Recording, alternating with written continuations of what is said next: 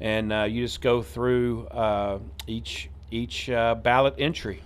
Well, and we've had a lot of content up on your sport. The last player from the second region selected in the NBA draft was Greg Buckner 21 years ago.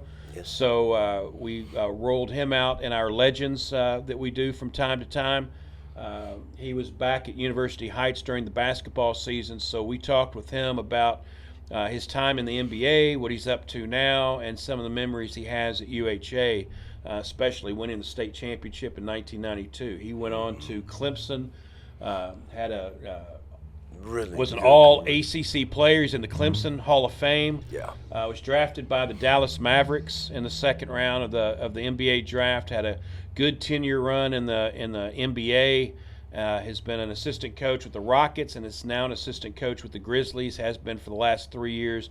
And even with the coaching change they just had, he still remains on the staff. So an interview. Quality guy. He is good guy. Quality guy. Good guy. But yeah, so we talked with him a little bit as well. So yeah, we got some new stuff up today. And one other thing we're doing as well is if you go to yoursportsedge.com from time to time, you'll see these highlights. We call them Max's Moments, brought to you by the Max's convenience stores, and we are counting down the 20 most viewed Max's Moments from the last year. Oh, that'll so be cool. Number 20 was today, and so we'll count down the top 20, and that's the most viewed Max's Moments. And there's several schools that are represented well in that Max's Moments. So it started today. Colin Stevens getting a win at the state wrestling tournament in the last 10 seconds of the match. He did a reversal, got 2 points, and then the horn blew. And it's like, hey, and that was against the state's #1 wrestler. So the video of that was number 20. That's a pretty big thing, and that's only number 20. If it's 20, yeah. So yeah, that's kind of gives you an idea of how what good to it expect, is. and how good sports, but what to expect there. So yeah, there's a lot of stuff still going on, and we don't take the summer off. We try and get stuff out and let people know that the kids are still working hard and doing things, and so You guys work harder than the college baseball coaches do in recruiting, the softball too. We got people spread out absolutely everywhere trying to find that next big talent. Well, and already putting football and volleyball and soccer schedules in. yeah, that's the thing that gets lost in it is the schedules. You can, like you talked about, going to the Caldwell County sports page, all right, and you could bookmark that, and that way when you can go to Caldwell County. But there's also a place on there for the schedules, and it lets you know which Caldwell County teams are playing who, where, and at what time. And yeah, those have to be entered. And so that's one of the more tedious things to do. I felt it was tedious when I did it for one school, and now, and not that I do all the scheduling, but when you do it for 9 schools, that's a lot. 9 schools and all the different sports. Yeah, it's not just one sport. That's what I was saying. And even tracking schedules down. Right. That's the thing, is getting with the coaches and the athletic directors, because in some of these cases, like Todd County, Todd County, they don't have a volleyball coach yet. Their season starts in 3 weeks. So you have to go through the athletic director. Well, they just named an athletic director at Todd County. So, those are some of the hurdles you have to kind of overcome in dealing with this. And there's been a lot of coaching changes this year in a lot of the sports. And so that's something else we've had to work with, especially, but have to work around and navigate through that minefield of which coaches are coming back and which ones you have a good relationship with, and now you're having to start all over again and introduce. Well, yeah, I mean, how many nights did you start at the Butler building and end up over the cab for volleyball? Right. or reversal. Yeah. Depending on the match or whatever. And yeah, there's a lot of that goes on. And you guys need to know that we're grateful. We are grateful because it's an incredible service that you provide for the student athletes and for the families and fans.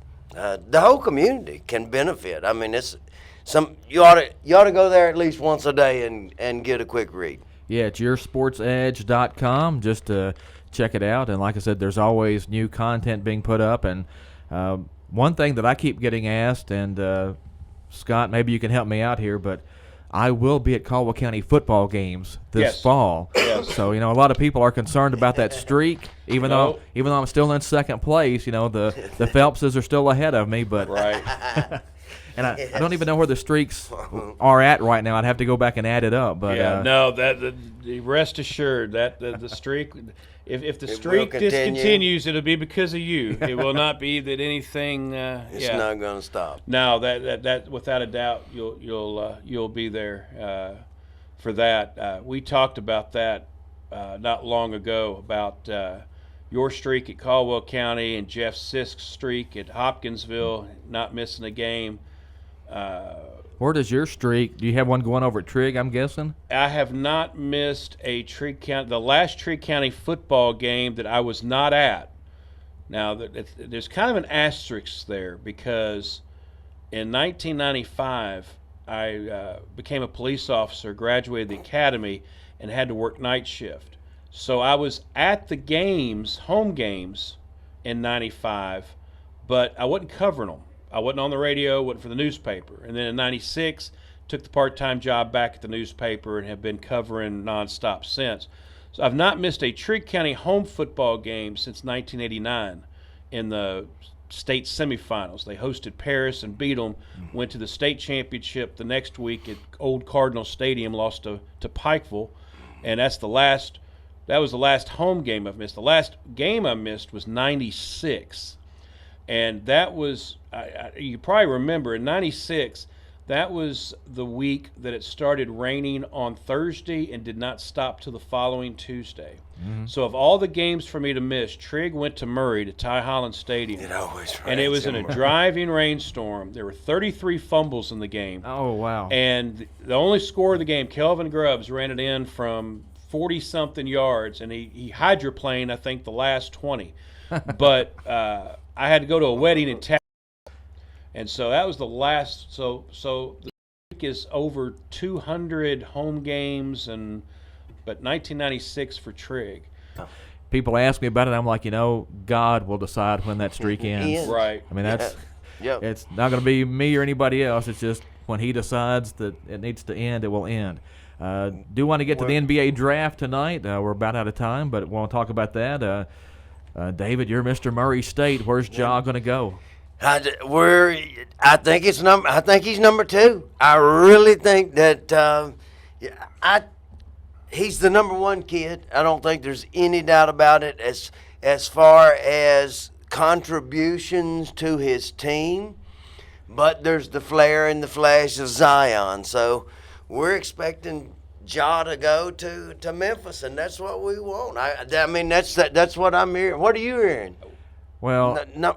I think Zion's going number 1. Yes. If it were me, I think I would take Ja or Barrett before I would take him, because the NBA has kind of become a guard league. I agree. And Zion's a little undersized for the way he played in college. I mean, no doubt the talent. I mean, no doubt the ability. But Yes. But that big body, you get to play in 92 games over to how many they play, and the wear and tear on that. Now, Ja's small. Ja's not very thick.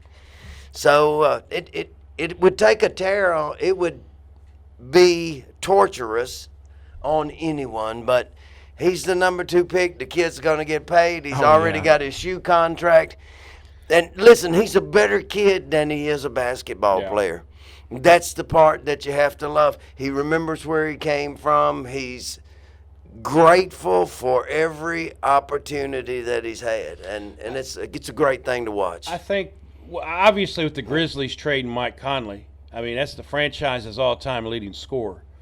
When you do that, because you got a kid coming in with the same position, I think that pretty much says right there that they're all in on that. Now, the shock of all shocks would be is if Morant went number 1, and now you're left with Zion at number 2, and you've traded your point guard. But right. I think all indications are, and there's a lot of the behind the scenes too. Memphis has been in touch with New Orleans to say, look, is it 100% with Zion? Yes, it is. Okay, so now we know where to go. I mean, and I don't know what the history is between those franchises. I mean, I can't see the Celtics and the Lakers doing that, but they get together. Those general managers talk and say, "Look, somebody's connected in the yeah, organization. we're going to take call. Zion number one." So they practically know in the baseball draft. You know where you're going to go and what you're going to get paid. Yeah. You know, as it goes down for the most part. Then you go back in and you negotiate, and it, you know, it may change some, but I am so proud. You know what? When that kid came to Murray State, he couldn't even hit a jump shot. So I'm thinking, NBA stock? No way. And then you get a chance to watch him night in and night out, and incredible. That's 3 guards taken in the draft for Murray State in the last decade. Point guard university is what Howard Boone calls it. Yeah, that's an amazing. And stat. they've had the best point guard in the state. They're those 3. This is the Sideline Report on WPKY Princeton. We thank you for joining us today, talking about the NBA draft. And just one other point, I know a lot of Kentucky fans will be watching to see where all the Cats go, and I think a bunch of them might go in the first round. I got to admit, though, I'm a little disappointed as a UK fan. I thought Tyler Hero and Keldon Johnson would come back and be the nucleus of this powerful UK team next year, but I do understand. Too much money, isn't it? Yeah, going to get paid, and I don't blame anybody for that. I think a lot of the draft mock drafts I've seen have Hero go into the Celtics around that 15 area. Hey, how do you pass that up? How do you pass that up? You know, a lot of them have P.J. Washington going first to either Atlanta. They've got 3 first-round picks, but with that second pick, or to Miami, and then Hero slotted next to Boston, and then Johnson slotted right after that. But there's a chance that 1 or 2 of those could end up teammates in Atlanta, because, again, Atlanta's got 3 first-round picks, and 2 of them are in that area where they expect the UK players to be taken. So all 3 of them go in the first round. Larry Vaught's got an article up at yoursportsedge.com talking about Reed Travis, where Jay Billis doesn't think that he will be drafted, but he will definitely be signed by somebody and expects him to be a productive NBA player. Well, he's another guy that, like Zion Williamson, his size kind of, I don't want to say hurts him, but you know, if he were 2 or 3 inches taller, you know, he'd be one of the top picks. 6'8", 6'7", or something. Yeah, and his size hurts him. And I'm 5'2", and I'm thinking, oh dear God, could I be 6'7"? But anyway, you're right. If only we could all be 7 feet tall. Yes, you'd have a job in the NBA as long as you wanted one. You're right. If you're 7 foot tall, if you're a left-handed pitcher, or you're a backup quarterback, you have a job in pro sports as long as you want one. Well, again, thank you guys for coming in today. David, anything else you want to add? Fireworks. July the 5th. It's going to be a huge day. Come out, eat supper, enjoy some of the festivities, and at the end of the night, we're going to have a fireworks show like Princeton hasn't seen in a long, long time, if ever. And it's all free to come out and watch. Just come out and enjoy the show. Please do. And Scott, anything else you need to get out there before we get out of here? No, just be sure and go to yoursportsedge.com, especially Monday with the start of the Fan Faves presented by Heritage Bank. All right, that's going to wrap us up here on the Sideline Report for this Thursday morning. This is Todd Griffin of WPKY Radio and YourSportsEdge.com. Thanks a lot for listening. You've been listening to the Sideline Report on 1580, 103.3 WPKY. Serving Caldwell County since 1950. We're 1580, 103.3 WPKY Princeton. Fox News, I'm Chris Foster. A clear message to the United States is what an Iranian military commander says about